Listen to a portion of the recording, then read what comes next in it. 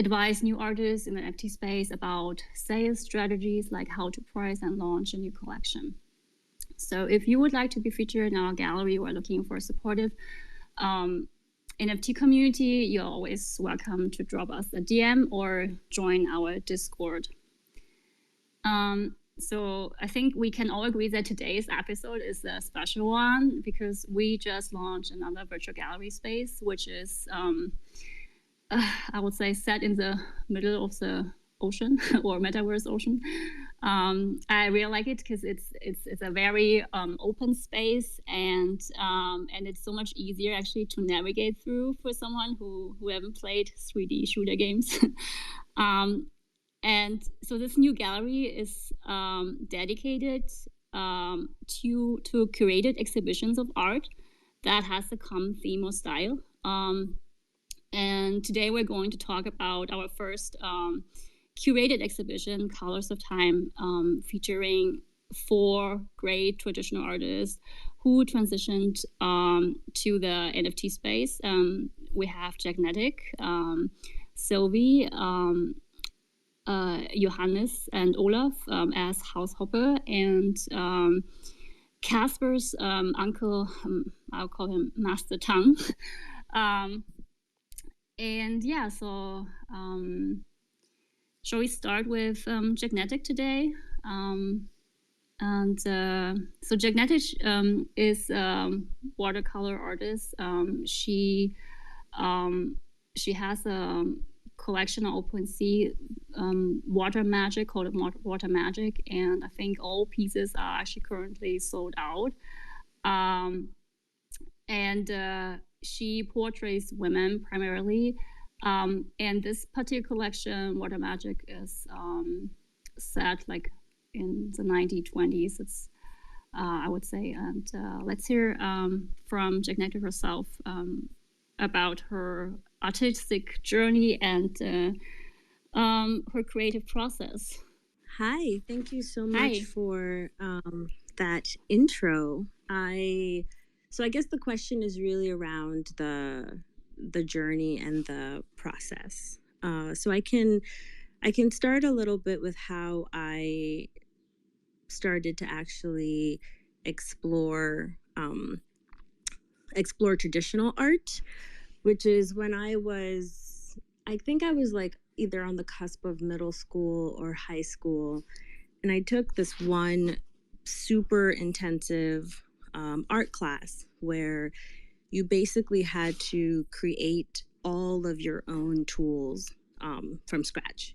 So rather than like, a lot of people would go out and like buy a canvas if they wanted to do any kind of painting. But in this class, we had to actually like cut the wood ourselves, staple the wood together, stretch the canvas with like a raw, it was just like very archaic. But in that process, I think I really developed a sensitivity and a connection and a relationship to the actual process of making art and creating art, and started to develop like a set of techniques and tools that were really basic. It's just like very, very basic, stripped back art creation or drawing. And I think that, as I discovered more mediums, as I explored different kinds of artwork, so I done a lot of charcoal, pastels, like painting with a knife on glass or plastic, and ultimately watercolors, drawing, as you just use these very basic techniques, you sort of learn how each of them are different, how you build on top of each, and then from there it became easier for me to start mixing the mediums together and focusing not just on the technique, but starting to focus more on the story that I was trying to tell or the emotion that I was trying to capture, and relying on different mediums or different techniques depending on what I was trying to say or what I was trying to do or to express. Does that answer the question, or was there a second part of the question? It was really, I was just listening to you, and it was really fascinating for me to hear how that you actually had this opportunity when you was very young to explore art from this very basic perspective, and really went back to the core with how to make like your own tools and everything. So it really, yeah, it helps to understand how you became the person you are today as an artist. Yeah, I found it very interesting. I would say that like back then, you know, obviously I was like, can I just go to like the art store and buy a canvas? Like, can I just have it already made for me? Why do I have to like suffer so much just to like paint something or draw something? But, you know, it's really interesting because in that, to talk a little bit about the transition from traditional art to now starting to blend more digital techniques. And I think what's really interesting is like when I first started using Procreate, which is, I guess now, you know, literally like 3 weeks ago, I downloaded the app and started using Procreate about 3 weeks ago. And there's so much choice in these digital mediums. There's so much choice. There's so many options. There's endless possibilities. You can undo things. You can go back. You can go forward. And I think that if I didn't have that grounding in the traditional techniques and really understanding like what gouache should look like, or what watercolor should look like, or how watercolor moves in real life across a canvas, I think it would be really difficult for me to create artwork that looks like it was actually painted physically, if that makes sense. Yeah, totally. I agree with you. So the all pieces that you have in the collection, watermarks, they are still made in watercolor, right? So you're just transitioning right now to digital medium for future artwork, right? Yes, exactly. And I was actually, I didn't have time before the space, so I'll probably do it either towards the end of the space or right after the space ends. I actually wanted to do a post of the artwork and then a video of the actual physical piece and like what it looks like, so that you can actually see the different textures and compare between the two. Yeah, great. So I was wondering whether you actually see this digital tool as an enhancement of your artistic creation, or do you find it like more, I don't know, limiting somehow? Because I think in digital art, it's still difficult to create something like texture, particularly, or this 3D effect. Yeah, I think that's a really interesting question. I think at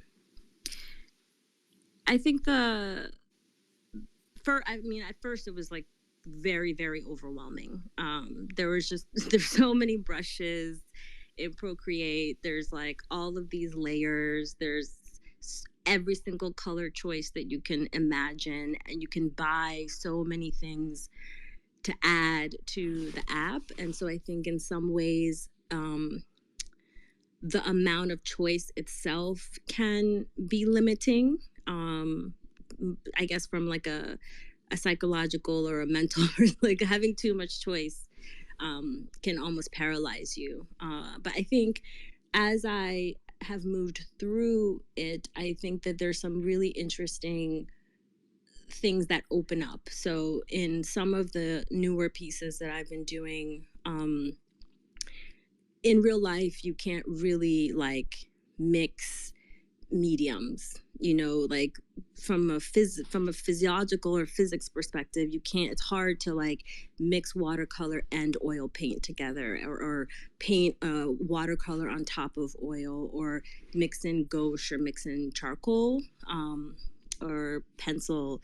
And the thing I like about these digital mediums is that it offers the ability to kind of transcend physics and start to layer. You can do things in Procreate that you couldn't do in a traditional piece. So that experimentation, and I think for me, and I think Silvio can attest to this because she's also a watercolor artist. Watercolor is a very, very unforgiving medium. It's dry, like you have like 2 seconds to correct a mistake, and so you can't really make errors, and every error shows with watercolor. And so sometimes I feel myself holding back or not taking as much risk in the traditional medium because I don't want to put so much effort into something and then have one mistake basically ruin the whole thing, and then I have to start over, and then it just doesn't feel the same because the actual paint is has a mind of its own. And so with some of these more these newer technologies, or like these newer ways of creating art, it's easier because I feel like I can take more risk, but I'm still bringing the technique, and the knowledge of how these mediums actually like behave in real life. Yeah, I totally agree with you on that point. Like for me also the benefit of using digital medium is that it's much easier to correct a mistake that you made, because you can just go back. While if you do something like I paint with oil, and if sometimes I have to wait until something is dry until I can paint over it, and this can sometimes takes days. And so from that perspective, digital medium is certainly helpful. But as you said before, that with all these different choices, it's sometimes also difficult because you have to make choices. But and I think it's actually also good to go back always to the basics and to practice like certain basic techniques.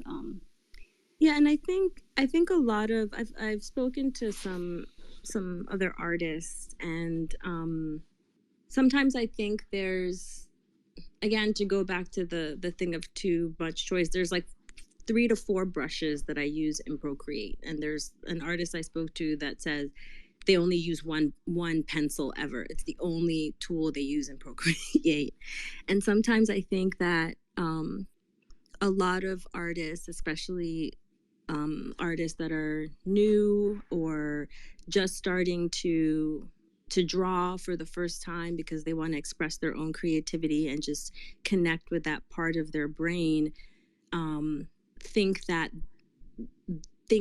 their creativity isn't coming out because they don't have the right pencil, or they don't have the right brush set, or they just need to buy one more brush set, and then it will spark their creativity. And I think sometimes, again, that too much choice, and when everything is open to you, you almost focus less on what you're actually trying to say.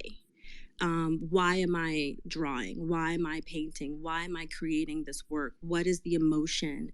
And I think I always start from that place, and then the tools that I use change depending on what I want to create. So with water magic, obviously all of the women have their own energy, their own personality, their own little story. And so depending on that story, it's like, okay, does this feel more like I need to bring in more texture with the tea because her energy is stronger, or do I need this to pare back, or what is her vibe? And then the tools just come from that. I can probably chat with you for another hour. It's just so interesting to hear you talk about art and the way you view art. I think we actually have like 3 different speakers today, so I think we are a bit constrained in the time frame today. So I would definitely want to hear you talk about your experience with Procreate in the future and how you actually like this new digital medium. Are there any questions from our audience to jacknetic? Maybe for me, it's because in the space where I bought one piece from Jack, the Lady June piece, we chatted a while and wanted to figure out how this was created. So my impression was at that point that it was done in real life. This is a watercolor image, but I had the impression that you added some details later on post-production on the computer. I think the earrings somehow look to me as you would have done them in Procreate. Is that true, or was everything on the Lady June piece made in the physical world? That was the thing why I was really trying to figure out. No, you're it's like scary how on point you are with that. So with that piece, I stained the background with tea, with black tea bags, and then I drew the figure, and then I did her feather dress. I did in a combination of chalk and oil painting, an oil paint. And then I used Prismacolor. it's like a multimedia situation. I use Prismacolor for the little rings. The I think she has like these purple rings around her, and then I scanned that into my computer, transferred it to Procreate, and then did her earrings.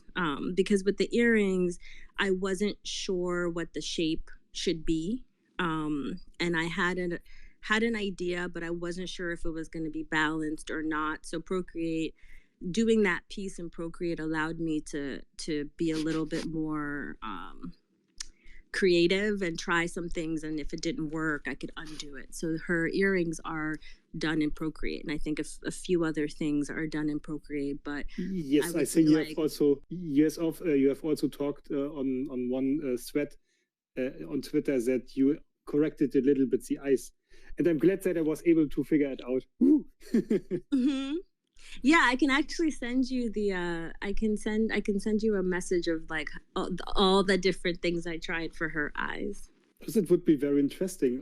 I love these kind of videos where you see the progress of the art. This is also a very important part of the art to know how it was created for me, so I can have a better relationship to the piece I own. Yeah, I 100% agree. Yeah, that's amazing. It's a really true mixed media piece, right? Then you combine basically physical tools with digital medium, and this is actually really interesting. The last time we talked about this on the space, and I'm sure you have heard the recording, but I wanted to again mention that I was really impressed how easy your stroke is in the physical world, that you were able to draw this woman with just one try, and it was perfectly placed. So this was one of the reasons why I couldn't resist to grab it from the floor. Thank you. That means a lot, because imperfection is something that is really important to me as an artist. I try to, as much as I can, to not belabor the pieces and to just go with the flow. And that, I think, and just to try not to overthink it too much, and to just really depend on the emotion that I'm feeling. So I'm really glad that resonates with you. Yeah, amazing. Thank you so much, jacknetic. Let's move on to our second watercolor artist, Sylvie. So Sylvie has this really lovely collection called Daily Practice 2022, where she embarked on this journey to create a piece every day for the entire year. And she already made, I think there are more than 100 pieces, right? And most of them are already sold out. And yeah, let's hear Sylvie's story. Hi, Yoon and everybody. Hi. Thanks for the intro. Yeah, so I'm up to, I think I have over 110 items on OpenSea right now, and that doesn't include the last few days. So I have more that I'll be trying to upload and mint tomorrow. But yeah, thanks for the great intro. I decided at the end of last year that I wanted to do something a little bit more rigorous. I guess I can back up and tell people a little more about my background and how I ended up kind of starting the project. I'll keep it quick because I know I really want to hear about Casper's uncle's work and of Olaf and Johannes too.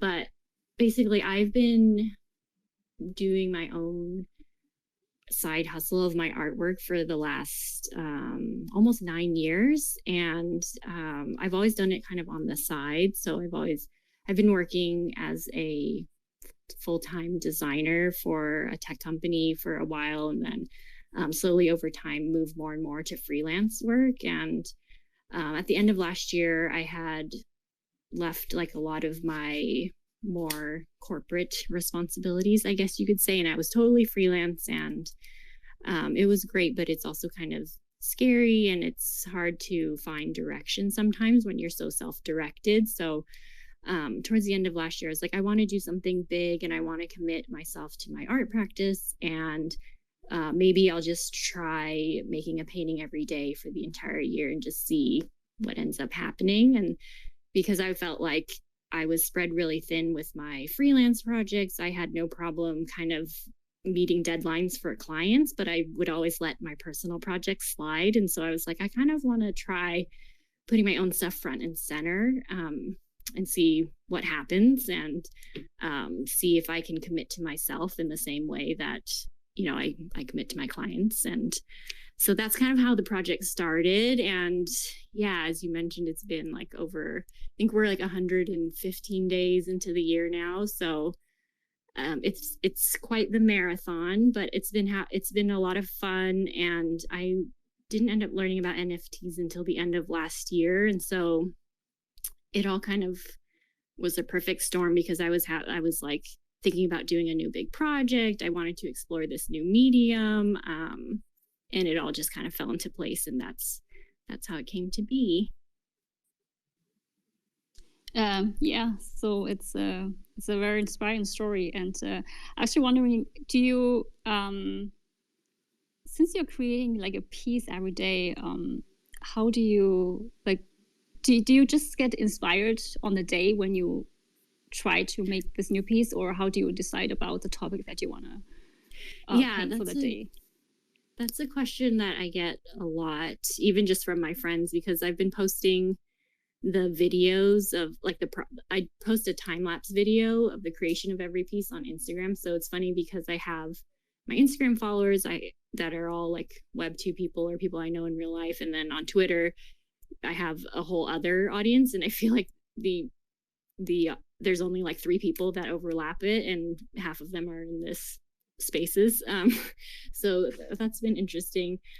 But to answer your question, it depends. I think a lot of times I'll have ideas just generally in my head, and I'll try to write down, I'm like, oh, I want to try something with like semicircles, or I want to try something with just the color orange, or I'll just, I'll just have random kind of prompts for myself, and I try to remember them. And since I'm doing it every day, the opportunity for me to practice with that idea comes up fairly quickly, since, there's a chance every day. So it's pretty spontaneous. Sometimes I'll be like, oh, this week I want to paint all flowers, or this week I want to paint like red on Monday, orange on Tuesday, yellow on Wednesday, whatever. And I just kind of do what I want. I guess I'm trying not to, because the purpose of this also is just to practice like creativity and letting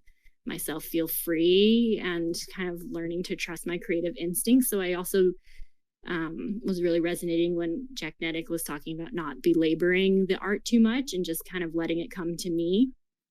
And something else interesting that stuck with me about her conversation was when she was talking about how watercolor can be really unforgiving and have a mind of its own. And I think that's completely true, but I try to, which is hard for me because I'm, as most creative people, I like to control the outcomes of things, but sometimes you just have to surrender to whatever the water is going to do. And it might dry in weird ways, or it might, you might accidentally blur something together, but then maybe it makes like a cool looking blended color, or, you get these interesting textures that come up from the mistakes. And I think sometimes in the end, if something is a little bit imperfect, either A, it ends up looking better than what you thought you wanted, or B, it can be a practice in letting go of perfectionism. So I try to turn it into a sunny side up situation no matter what it is, because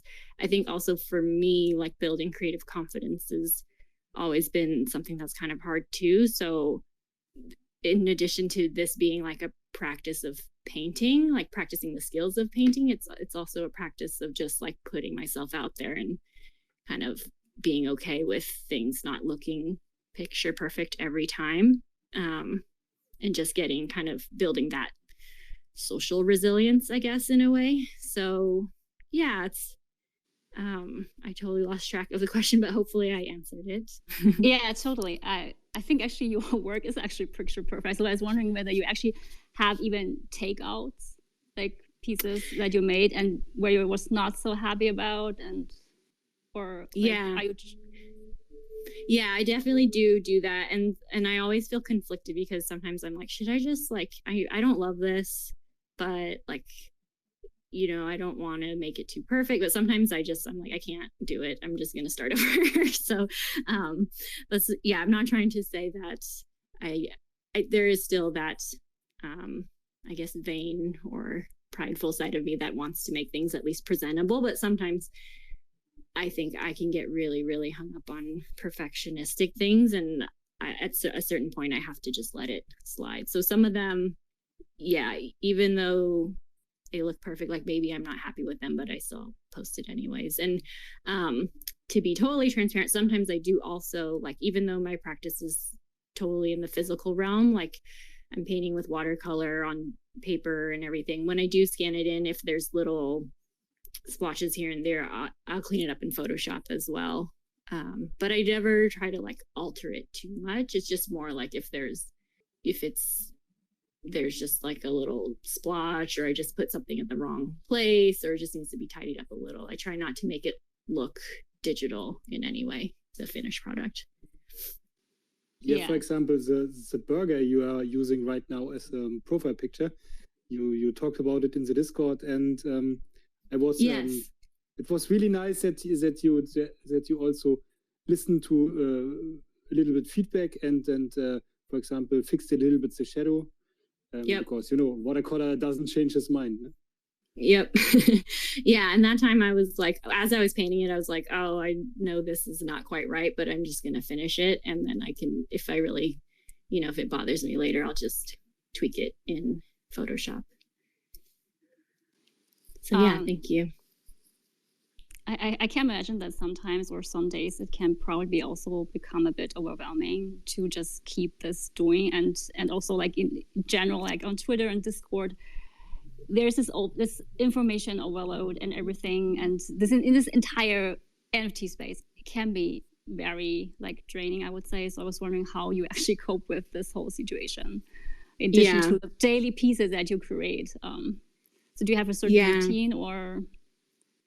It's a lot. That's a good question. And it's funny because as you and in the House Hop group know, like I was kind of not sure if I was going to make it this weekend because of all of those reasons. I was like, I might just need to unplug for the weekend and get outside in the sunshine. And so I think I was able to really do that yesterday. I spent a lot of time with my family and hanging out with my niece, and actually drawing with her, and that was really fun. So I felt really refreshed today and happy to come back. But it is a lot. I don't know that I have an answer for how to stay balanced. I think it's something that is a pretty widespread feeling amongst everyone in Web3. I think it just, when you can, just checking in with yourself and being honest with yourself of like, okay, is another hour of scrolling on Twitter really going to help me advance in my goals? And like just being honest about what are your goals, and are you able to maintain those realistically without compromising your life outside of the space, and just being able to let some things go sometime and prioritize your own mental health and kind of have some level of acceptance of the FOMO that's going to happen if you do that. I think that's what I tell myself. Whether or not I'm able to stick to that is like another thing. But I think it's good to talk about it also, because even when I told, I was talking to Casper a little bit about it, and he's like, oh yeah, like of course, like if you need to take a break, please do. And just having, I don't know, for some reason, just saying that to someone and having them be like, yeah, of course you can take a break, like something about that process of just sharing that feeling of overwhelm with someone else is really helpful. So I think it kind of reiterates what a lot of people say, in that like your community in this space is really what's going to kind of dictate your experiences here. So yeah, I think just having some buddies that you can be honest about like how you're feeling and have them respond in a empathetic way is also super helpful. Yeah, and sometimes it helps definitely when Yoon reminds me to log off Discord. Yeah, we're all looking out for each other, making sure we're sleeping and eating and not having 48 hours of screen time a day. Yeah, I just wanted to add that I think, Sylvie, it's really admirable that you also do the behind the scenes videos, because just to add on the thread that you mentioned about how watercolors are so unforgiving, I'm not an artist myself, so I don't really realize the difficulties in that. But by you putting yourself out there and recording every single second of it, I think it's just really admirable. Thank you. Yeah, I think I did that so that I would feel committed to just sharing stuff in its authentic state, not like, because if I didn't show that, then maybe I would, like, my hot dog would look completely different than what it does now, because I'd want to fix like the relish or the mustard or anything here or there. But because like I've shared that somewhere, I can't like completely change it. I mean, I could if I wanted to, but it's just because the whole practice is supposed to be kind of fun and lighthearted and not too serious or perfectionistic. So I think sharing the authentic side of it helps me stick to that mission. Yeah, and also just wanted to say that it's really good that you bring up this mental health topic. I see it's talked a lot about in the Web3 space, and for good reason, right? Because it's so overwhelming. There's like new stuff every day to pay attention to, and so yeah, really good to get this reminder that we need to log off and need to keep in mind what are the real goals we try to achieve, and does it help to scroll another hour on Twitter?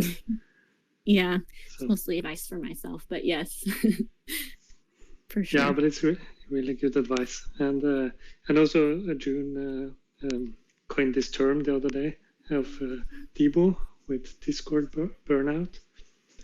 And yeah, we all feel it. Yeah, I think we really have to make a conscious effort to like control our own behavior and be aware what we're doing, because otherwise just things that just sometimes can get out of control. And I think we don't do ourselves a favor in terms of mental health and everything. Oh yeah, or even in that movie, I don't want to get too sidetracked, but in Ready Player One, like at the end in the utopia, like everyone's invited into the metaverse, but they shut it off on like Tuesdays and Thursdays so people can go out and like touch grass or whatever. So yeah. Anyways, I'm excited to hear. Yeah, I'm excited to hear more about the other artists too. I know I don't want to take up too much time. I think we probably can also chat with you another hour, but yeah, as you said, let's keep this spaces in a certain time frame and move on to our next speaker. So how about Casper? Let's hear about your uncle's work. Oh yeah, okay, thanks. Just to preface this a little bit, my uncle is, of course, I've mentioned on the tweets that he's turning 90 years old this year, which to me is it's mind blowing because I never expect to be able to have the experience of showing off someone's artwork who's like twice my age, right, or more than twice my age, and obviously because he's already so senior. When I spoke to him, it was only for a short while. He's a man of few words. But I definitely learned a lot from him about his process. Also putting together stuff from. He has quite a few publications, both online and offline. So yeah, I just hope that I do his work justice. His inspiration started pretty much from Chinese brush paintings, and his personal story was that he started off in Malaysia, but then he went to Taiwan for university, and I guess that's where his passion for art really shone through, because he actually was there for a teaching degree, but he switched like somewhere halfway to a fine arts degree, and that's probably the kind of formal start to his artistic journey, right? And I guess the question behind this Genesis NFT collection would be the theme, and I've actually managed. I have the privilege of actually seeing artwork outside of this collection, and I can say that it's definitely all related and pulled by a common thread of nature. Um, Most of his pieces in this Genesis collection are like still life and landscapes, but I actually have a piece at home of birds, goldfish. My parents also have a picture of him painting fish as well. So it's definitely nature that has inspired him, and he uses very different media from like what you guys mentioned, watercolors, acrylic. She does it on paper, on board. And I think what's really amazing is that um, a lot of these pieces that are shown now are only were only created a few years ago. So I don't know about you guys, but when I'm 80, I definitely don't see myself uh, painting something and putting myself up there to be critiqued and worrying about whether my art actually sells, right? But he in the past few years is probably in his late 80s and still painting, and I guess that really shows his passion, and I really hope to be able to find something that I can do till my 80s and still be so proud of doing it on a day-to-day basis.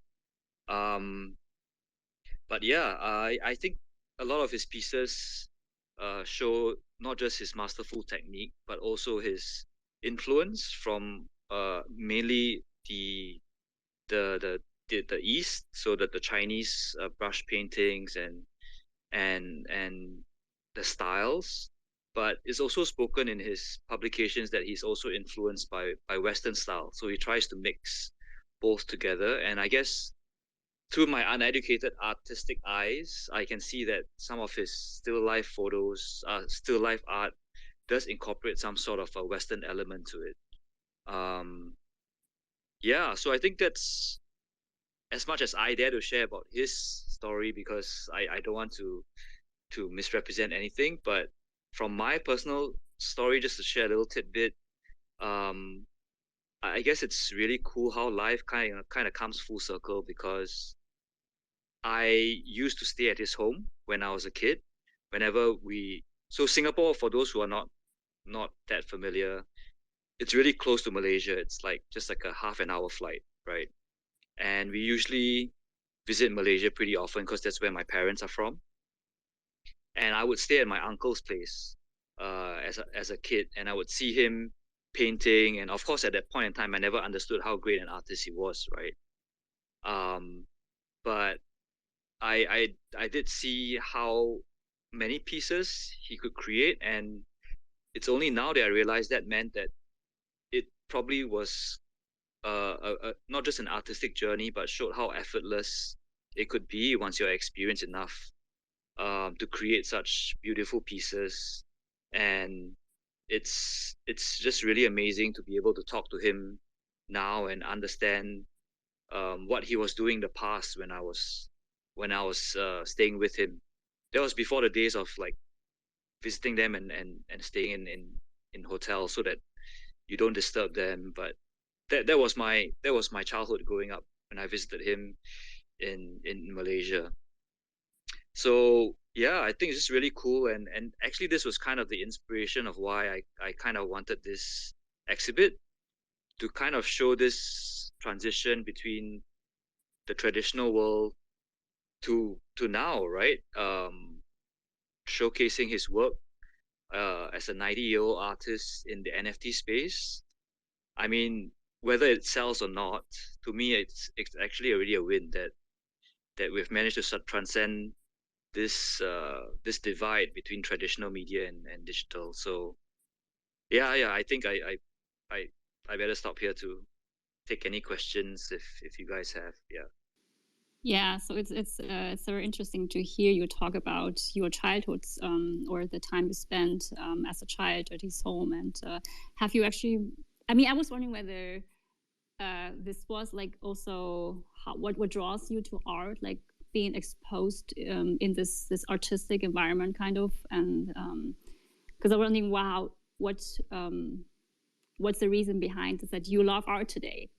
Despite not being an artist, I was wondering whether this basically had an influence on you, and what you said before, that despite his age, he is still very productive, and I think it just shows that if we just do what we love, then it's basically not work, and we can just create until until our last moment in life, and I think this is how life should be, basically. Yeah, so that's a very interesting question about the love for art, right? I guess for me, for those of you who don't know me, I'm quite a numbers driven, and I'm an engineer by training, so quite a structured guy.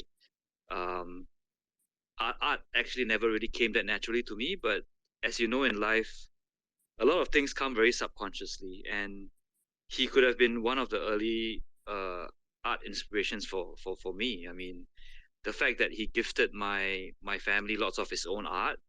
I mean, I never really knew how valuable these art pieces were. As a child, right? You just go to his home, you see him painting, you're like, oh, that's cool. That's a nice picture of a fish. But I mean, when you're 10 or you're 12 and you're running around, these images soak into you, I guess.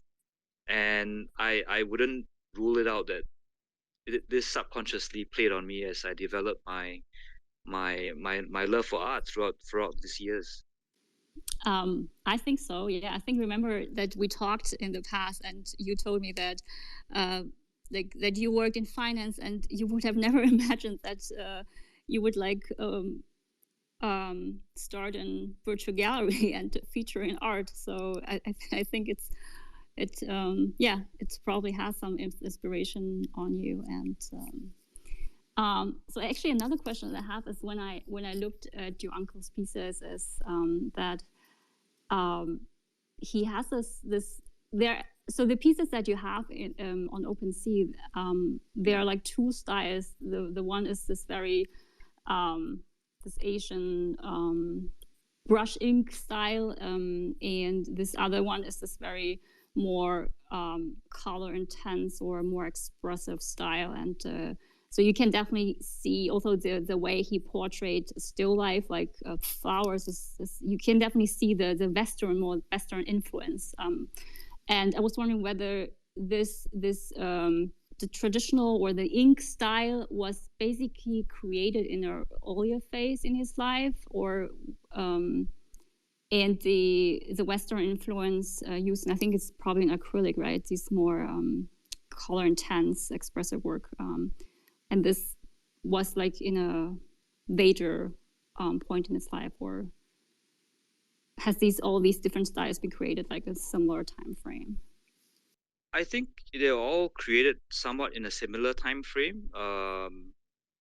If you look at the artwork, you can actually see the dates that they were created, and if I don't remember wrongly, they're all created in the 2000s. So it's not something that was a huge shift. I guess he does try to vary his art a little bit, because he has many exhibitions, primarily in Malaysia. So that's my understanding of his creations, that he just tried to have a very good blend of both Western and Eastern inspirations, even in recent years. Yeah, you're right. I just look at it. It really says 2021. Okay. Yeah, interesting. Yep. Thank you. But it's cool, right? It's cool that he's still painting at 88. That's pretty amazing. Yeah, totally. I think age should never be like a reason not to do anything, right? So we have this concept that like after people reach a certain age, they should retire and they just like chill out in front of TV or whatever. But there is no reason for that. I mean, you can just create until old age and do what you love. And this is, I think, what actually keep people alive. By the way, could you ask your uncle what's his secret to get into this age? Because I would like to be also still active with 88 or 90 years now. So what is his secret? Is it a good meal, or is he always drinking wine at the evening? I want to know the secret.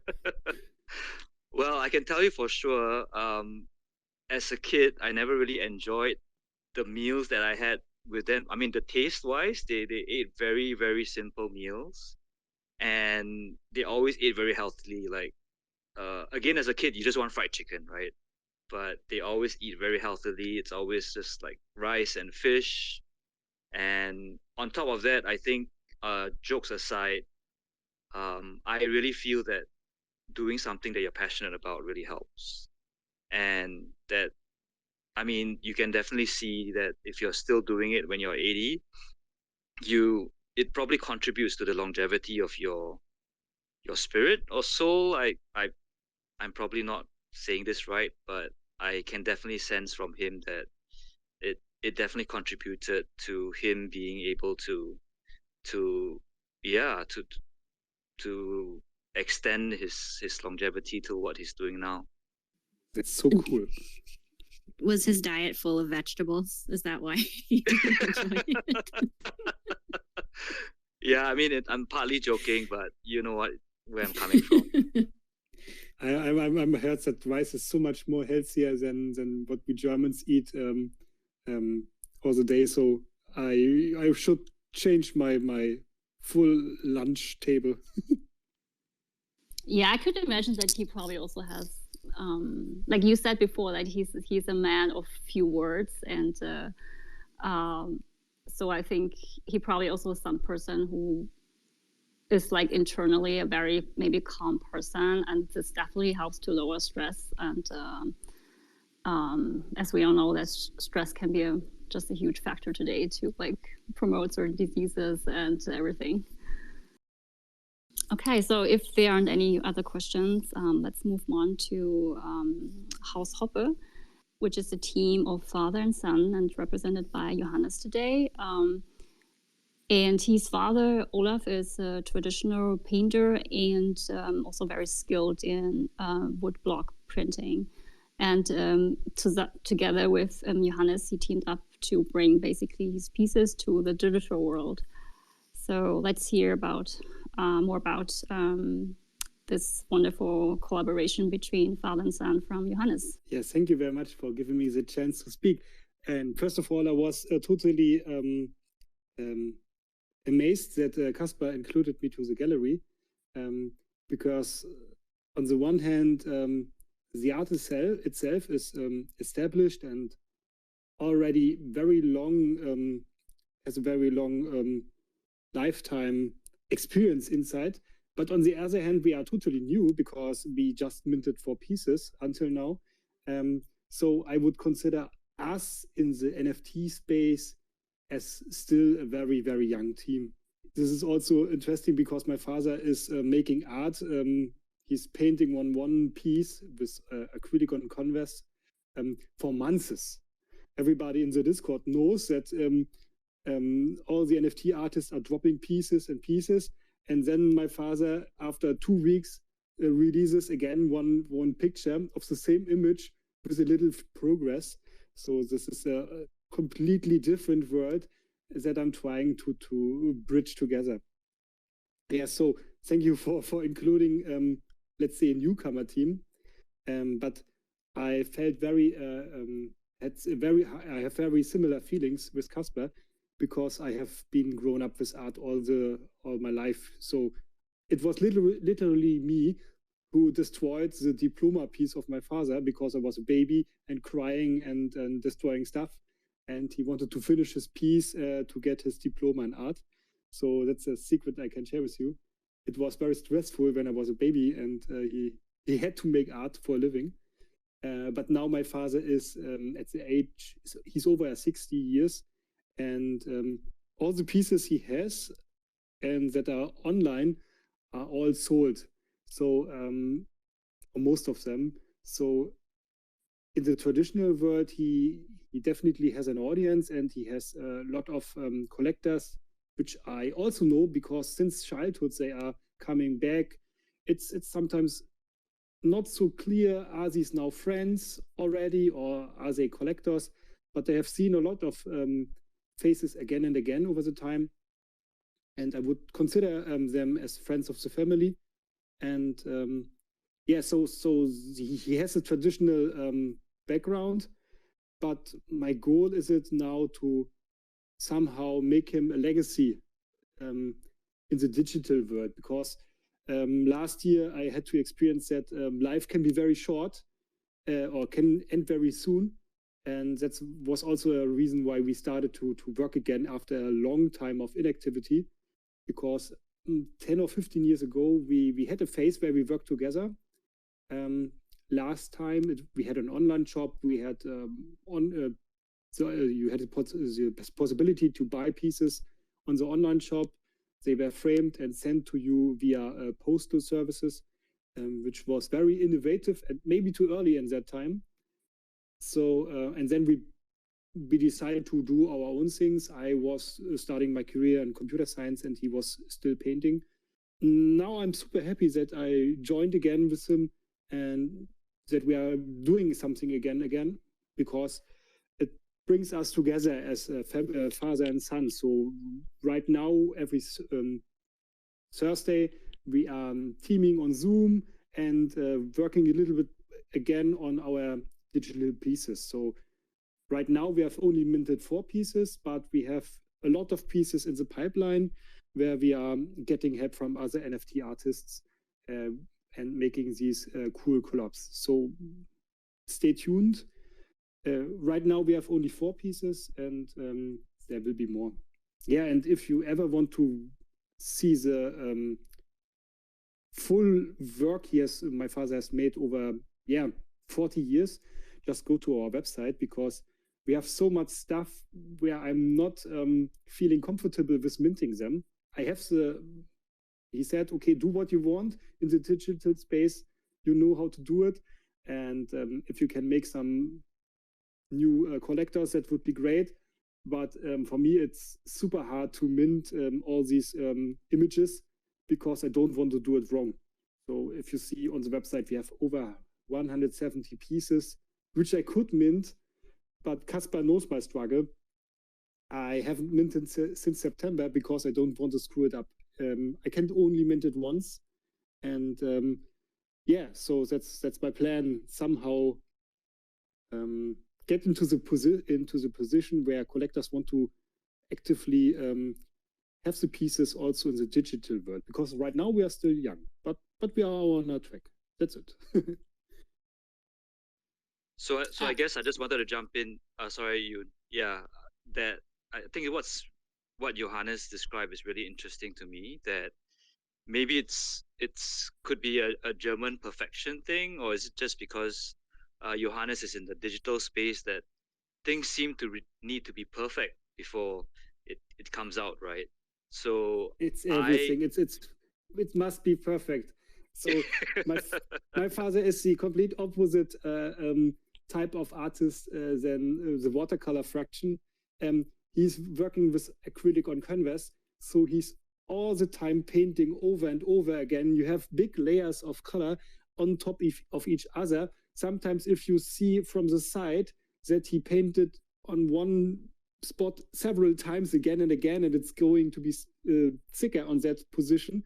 So yes, my father is a totally perfectionist, completely. Everything must be perfect until it's released for him. Wow, that's amazing. Yeah, acrylic on canvas is completely different. You can always try to fix it. It takes time, but you can fix it. Yeah, totally amazing. I listened to one of the YouTube videos that you have filmed of the interview of Olaf, and I really loved that there's actually a deeper meaning behind these Genesis pieces, these 4 pieces, and like in NFT terms, if you're talking about Genesis collection, it just means like this is the first collection that you basically launched on a certain platform. But this collection, the title is really Genesis, and when I listened to this YouTube video, I realized that he really wanted to bring the focus back to like the kind of origin of our existence, kind of, because the question was the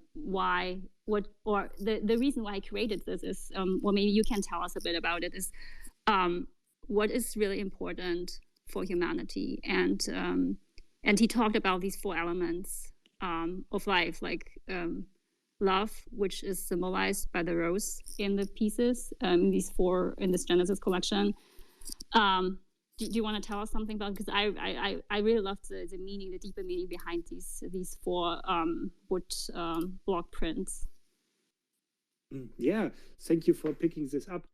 So yes, the title was Genesis, and my father has always struggled with his religion. That's for sure. So if you scroll down in the list of artworks, you will see a lot of early pieces from the 1990s, where he's figuring out the path of Jesus dying on the cross. And then he had a different phase around 2000, which was also an important time because, you know, a centuries shift. And he was coming back to the Genesis book in the Bible.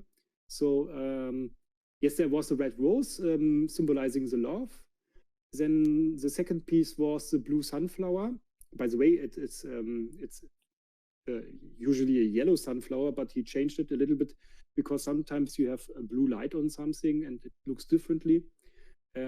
So this is symbolizing the connection of all things, the cosmic thing which connects stuff. Then there's a yellow dandelion, now in the real color, which is symbolizing the sunlight, which is the power of all life. And last but not least, there's a gray seashell, symbolizing reincarnation. But there are also more pieces in this Genesis collection. So for him, it wasn't like the 5th element where you have water, fire. You have seen the movie, right? for him, he wanted to find other elements that are the foundation of yes, the cosmos and yes, humanity. But funny enough, he and me struggled with religion all the time. So he had some more Christian pieces, but in the end, he left the church many years ago. But also me left the Catholic Church last year. For both of us, it's now that we are feeling even more connected to God, like before, being not in the church. I don't want to start religious topics that much, but both of us struggled very often with, the religion we got from our parents, and trying to figure out how it works. And we both realized, okay, the Catholic Church is not the church we want to be in, but we still believe in God. So my father nowadays is going to see God more in a very traditional way. He's into Nordic religions now, but also trying to make sense with other from other religions. So, for example, we had a lot of discussions about that the soul is going to come back again into a new human, and that we are, have an infinite life. So this is, for example, his religion right now. I'm still not sure what I should believe and if there's a God, but yes, this Genesis piece was in a phase where we both were still in the Catholic Church, still 100% Christians. But nowadays, I would say we realized that this is not exactly the way we want to go. But the good thing about it, that the Genesis pieces are still valid for us. So there's still an origin of life. Amazing. This is one of the reasons why I really love on these spaces where we talk about the deeper meaning and the stories behind the artwork and the artist. So thank you for sharing this. I was actually about to ask when you mentioned that the religious element in his artwork. I was just about to ask whether you're religious too and whether this had an influence. And then you just mentioned that that you guys left the church many years ago. So yeah, thank you so much. We are both very religious, and we left the church. I would probably say that you are probably more spiritual, which isn't the same thing as religious, I believe. Because like to me, like religion is just more or less like very related to like the institution, like the church and everything. But to be like spiritual and it can be like completely independent of any institution. You can just believe in whatever you want, right? I hope there's some kind of higher meaning and also my father, the last piece he made. If you ever look on YouTube, I don't want to spoiler too much, but he's also we made a 5 pieces series of 1 minute because we put it on Instagram before, but I should make a final cut with all 5 minutes together at one video. That would make more sense. There he also tried to figure out a meaning in life because yes, we both struggled 1 year very much, and this was also a reason why we started our NFT journey to have a new path, right? Yeah, totally. So are there any questions? Because before we talked about that, we have to like also take the time to disconnect from all the social media, and so for some people, it's like for Sylvie, it's the Sunday is still like early, so she could still like enjoy the rest of her day. So let's try to keep this shorter than usual. So are there any questions? Yeah, so one thing I of course love to hear about is how these woodcuts are made, because that's different from the acrylic process, right? And quite a lot different. Oh yes. So my father usually has two ways to make art. He's mainly focused on acrylic on canvas, but from time to time he wanted to have some more affordable pieces, and he searched for a way to make still real life art, so not printed art from a copy shop, and he was always pretty professional in doing woodcuts. But then he realized that he could maybe not just make one plate of wood and print it on a paper, having a black-white woodcut. That's usually what people do, or maybe add a second color on it, having one piece which is then red, for example, on this piece of paper, and then you have a two-colored woodcut. He tried to figure out if it's possible to add as many woodcut layers as you want to have on a piece of paper.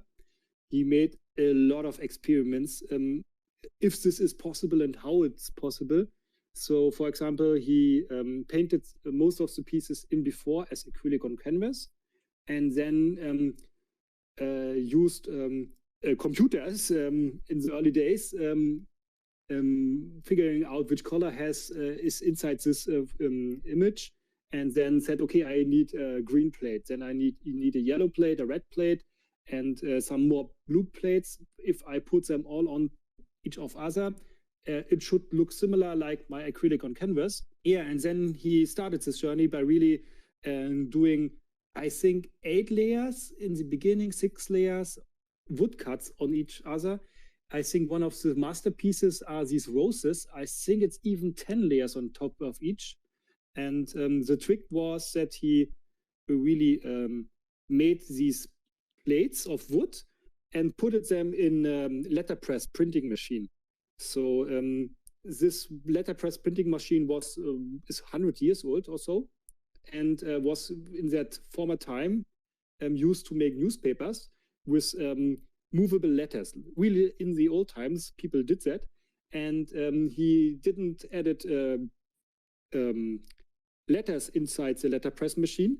Instead, he added his woodcuts plates. So that was so now he was on perfect precision. He could align them millimeter exactly, and then the next woodcut exactly again as on the needed position.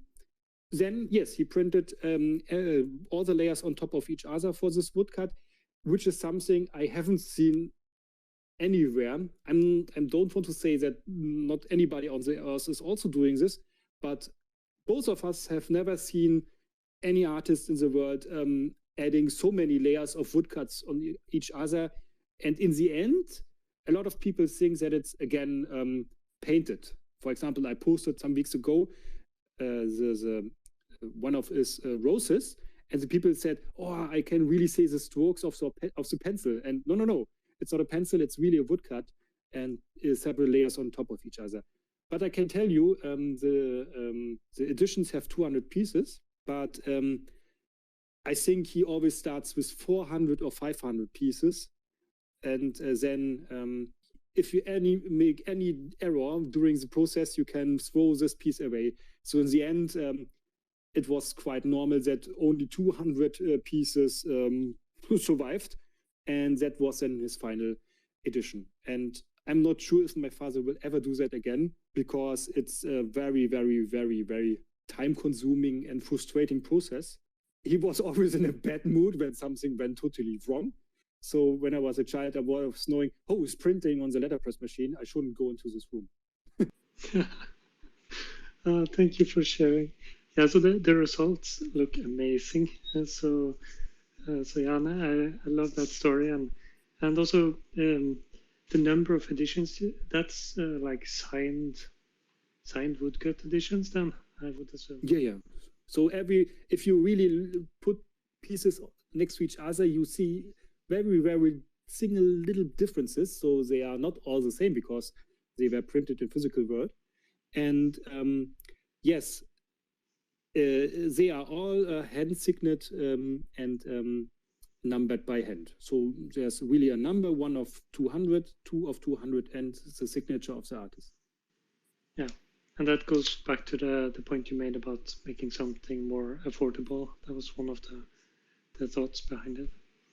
Yeah, similar to the NFT space, right? Minting a little bit more. Yes. Nice. Thank you. Thank you.